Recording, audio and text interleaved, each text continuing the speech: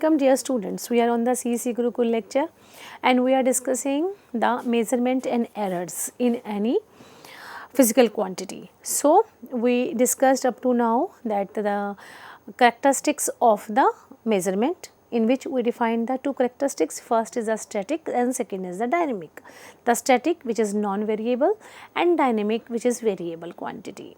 And apart from that, we are discussing the types of the static characteristics as well as the dynamic characteristics. So, in the static characteristics we discuss the accuracy and we discuss the precision. Now, we discuss the comparison between the accuracy and the precision.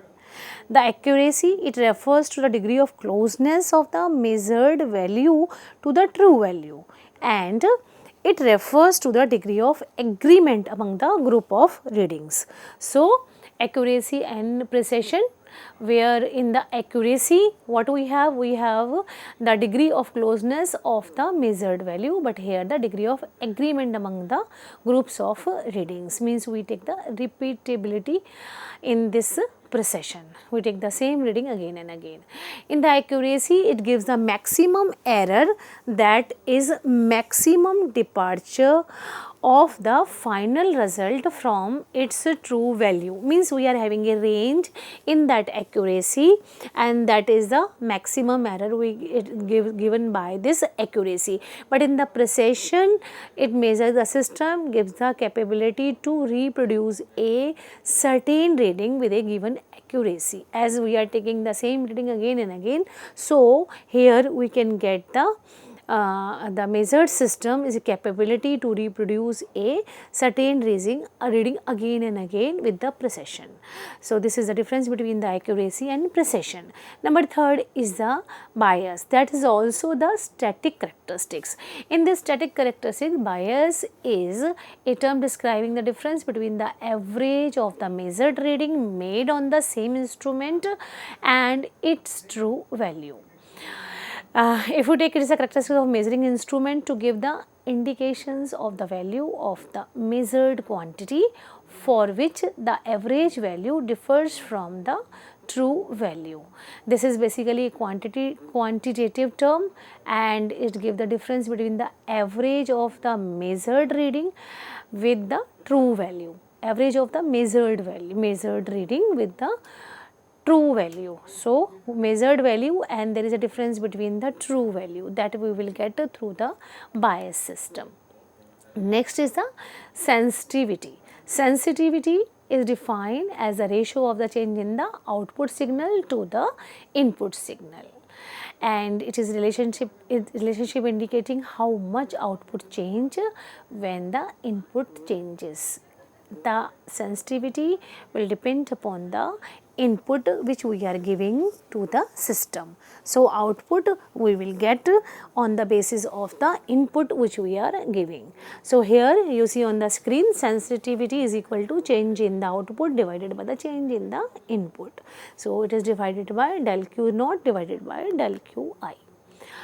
If the sensitivity is constant, then the system is said to be linear. If the sensitivity is variable, then it is not linear system. You see on the screen, as left hand side it is the linear system and right hand side it is the non-linear system. There is a relation between the input and output. We calculate the slope in both the cases. Right, left hand side we get the one slope, at it is a linear graph, and here it is a non-linear. So, the curve we are having, so we take the slope of that and then we calculate the sensitivity, that is del Q naught divided by del Q I. Next, when the calibration curve is linear, as we see in the figure, the sensitivity of the instrument can be defined as the slope of the calibration curve. In this case, sensitivity is constant over the entire range of the instrument, but curve is not normally straight line in the non-linear instruments. In the non-linear instruments, sensitivity varies with the input or varies from on the range of another figure. You see that we are having the there is that it is not linear. So, that is the next static characteristics is the linearity. Linearity is the best characteristics of the instrument or measurement system, and this linearity of an instrument refers to the output is linear or directly proportional to the input over the entire range of the instrument. Means whenever we use the input, according to that we get the desired output, and that must be in the linear form. So the degree of linear, that is defined by the straight line relation between the output to the input, that is called as the linearity of an instrument. You see that this is the input and output percentage, and we define the linearity in this case. Here we have the non-linearity, as you are seeing the curved line, that is the non-linearity, as we are having the straight line, that is the linearity. And you see there is an error, there is a one more term in the linearity and non-linearity, that is the error. It means the actual value deviated from the true value. So the error occurred in case of the non-linearity. When the terms goes from linearity to non-linearity, then the value changes from linear to non-linear system, then we define a percentage error in that term. So this is the linearity and non-linearity static. In the non-linearity, you see the maximum difference or deviation of the output curve from the input curve. You see, non-linearity is equal to maximum deviation of the output from the idealized straight line. Yes, we have seen there an actual reading or the response. So deviation divided by the actual reading, that is multiplied by the 100. So by using that we can find out the non-linearity. Specified idealized straight line, as we have shown in the figure. So independent non-linearity may be defined like this. Next, which is most important, is the resolution. A resolution or the discrimination is the smallest change in the input value that is required to cause an appreciable change in the output. So a very small change in the resolution system that we will define by the static characteristics. So the smallest increment in the input or input change which can be detected by an instrument is called the resolution or discrimination. In the resolution, we have very little change in the input value. Next is the hysteresis. Hysteresis we always listen whenever we perform any losses, then we find out the hysteresis. As we perform the experiment regarding that, just we calculate the loss in an energy. So hysteresis is a non-coincidence of the loading and unloading curve on the output. Hysteresis effect shows up in any physical, chemical or electrical phenomena. When input increases, output also increases, and calibration curves can be drawn. Like as the input increases, output will increase. If input decreases from the maximum value, output also decreases but does not follow the same curve. Then there is a residual output when input is 0. And this phenomena is called the hysteresis. Means when there is input is 0 but there is a output. So in case of hysteresis, we define that. Means when output decreases but does not follow the same curve as in case of the hysteresis. The difference between the increasing change and the decreasing change of the output value is known as the hysteresis error. You see on the screen that this is a loading and this is the unloading in this case, right? Input changes, output changed. As input changes, output we will get, and this is the loading and unloading, and in between that we are having an error. That error is a hysteresis. The different outputs from the same value of the quantity being measured and reached by a continuously increasing change or a continuously decreasing change, we can get the hysteresis. This is a very common curve. Next, seventh static characteristics is the dead zone. This dead zone or dead band is defined as the largest change of the input quantity for which there is no output. The instrument due to the factors such as friction, backlash and hysteresis within the system, that the instrument will come in the dead zone. So the reason up to which the instrument does not respond for an input change is called the dead zone. Dead time is a time required by an instrument to begin to respond or change in the input quantity. Eighth is the backlash, that maximum distance through which a part of the instrument is moved without disturbing the other part is called the backlash. So, backlash may be defined as the maximum distance of angle through which any part of the instrument can be moved without causing any motion of the next part of the system. So, you see, as we see here, this is the driving gear and next is the driving gear, and you see here the backlash. So, a distance will move but no change in the curve. So, reasons for the presence of backlash is an instrument including allowing or lubrication, manufacturing air deflection under the load and the thermal expansion. Ninth point, which is also the static characteristics, is the drift.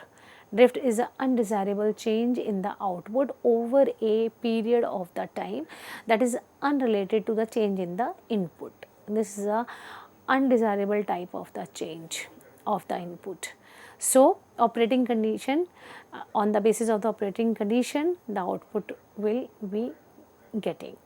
Drift is occurred in the instrument due to the internal temperature variation, aging effect or the high stress etc. This is basically produced because of the fault in the instrument. So, zero drift is used for the change that occurs in the output when there is a zero output, and it is expressed as a percentage of the full range output. Next, static characteristic that we always used is the threshold, that is a fixed value. So, the minimum value of the input which is necessary to activate an instrument to produce an output in terms of its threshold value. It means any instrument which start from a particular value, that is the threshold value. So, threshold value is the minimum value of the input required to cause a pointer to move from 0 to the position. So, sometimes we have the threshold value. In photoelectric effect we are having also threshold value, that is the threshold value after which the photons will be ejected. So, after the particular threshold frequency the photons will be ejected. Like that, here threshold is the minimum value of the input. So, threshold is one of the important. Next is the input impedance, that is 11th one, that is generally used in the electronic circuit. You see voltage signal sources, then input devices, then we can get the output on the basis of the input. The magnitude of the impedance of the element connected across the signal source is called the input impedance, and the voltage source and input devices is shown in the diagram. The magnitude of the input impedance will be defined by Zi is equal to Ei by Ii. So, power extracted by the input devices from the signal source will be defined by P is equal to Ei is equal to Ei square by Zi. So, from the above two expression it is clear that the voltage signal source draws more current and more power from the signal source than high input impedance devices. So, we can get the, if we get the high input impedance, then we can get the good power, more power signals we will get. So, next type of static characteristic is the loading effect. Loading effect is a incapability of the system to faithfully input signal in accurate form. It means the input signal is signal in accurate form is not necessarily will give the exact output. So, 13 is the repeatability. So, repeatability is defined as the ability of an instrument to give the same output for repeated applications of the same input value under the same environment conditions. So, repeatability, where we get the same value for the same input for the same condition, then it is a repeatability. Next is reproducibility. Reproducibility is defined as the name suggests, then reproduce the same output of the repeated application of the same input value under the different environment conditions. In the previous one, in the repeatability in the same environment, but here reproducibility, if we talk about that, it will be the environment will be the different. So, in case of the perfect reproducibility, the instrument satisfy no drift condition. Drift condition means there will be no drifting in the value. Next type of characteristic is the dynamic characteristics. Now we will dynamic means these are the variable characteristics. Up to now that we will define the static characteristics that are non-variable, now the variable measurement. So dynamic behavior of an instrument is determined by applying the some standard form of the known and predetermined input to its primary element and then studied the output. So generally dynamic behavior is determined by applying the following three types of the input. What type of the input? First is the step input, second is the linear input, third is the sinusoidal input. So this dynamic behavior of an instrument can be calculated by applying the some standard form of the known and predetermined input to its primary element, that is a sensing element.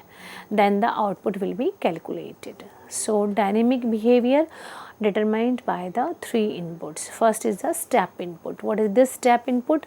Step change in which the primary element is subjected to an instantaneous and finite change is measured variable.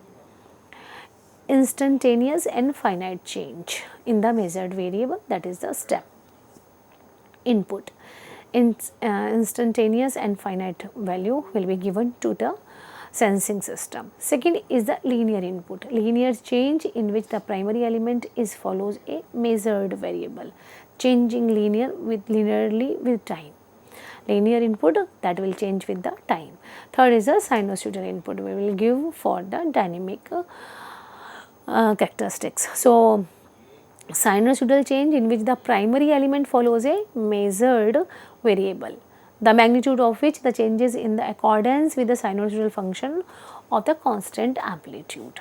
So the dynamic characteristics of an instrument are: number 1 is the speed of the response, number 2 fidelity, number 3 lagging, number 4 is the dynamic error. So error is the dynamic characteristics. So first, speed of response, where it is the rapidity with which an instrument responds to change in the measured quantity. Speed of the response changes instantaneously. A quick response is required in this type of speed of the reference. Second is the fidelity, that is the degree to which instrument indicates a change in the measured variable without dynamic error. Faithful reproduction of an instrument is ability of reproducing an input signal faithfully. Third one is the lag. It is the retardation or the delay in the response of any instrument to change in the measured variable. That will go into the next step. So the measuring lags are of two types. Number 1 is the retardation type, second is the time delay. In case of retardation, in this case the response of the instrument begins immediately after a change in the measured variable is occurred. But in the time delay, in this case the response of the instrument begins after a dead time, after the application of the input quantity.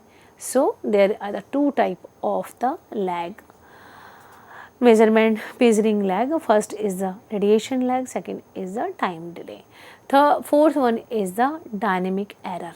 That is very important. That is the difference between the true value of the quantity changing with the time and the value indicated by the instrument error means difference between the true value of the quantity, what is the actual value to the measured value, so that we can say what are the changes with respect to the time we are measuring.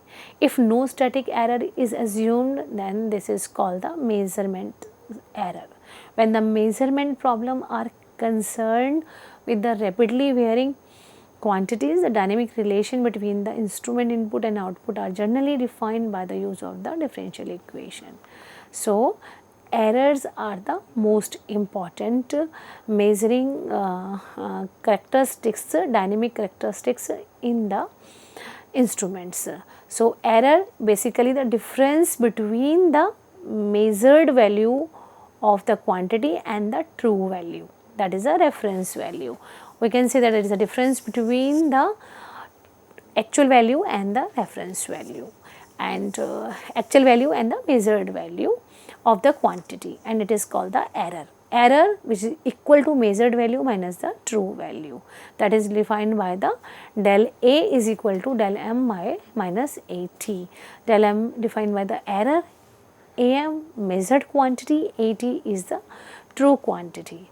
So, classification of the errors, all measurement can be made without the perfect accuracy, and the degree of error must always be assumed when we just perform the experiment. In reality, no instrument can ever made with the 100% accuracy. It is important to find out the actual accuracy and the difference between the actual value and the measured value. First we calculate the error whenever we perform any experiment. So, error may be arises from the different sources and usually classified as follows. So, in the classification, what type of classification we have? We have the gross errors, systematic error, we have the random error, and then we will discuss these error in the next lecture one by one with its quantity and with its measurement. Thank you very much.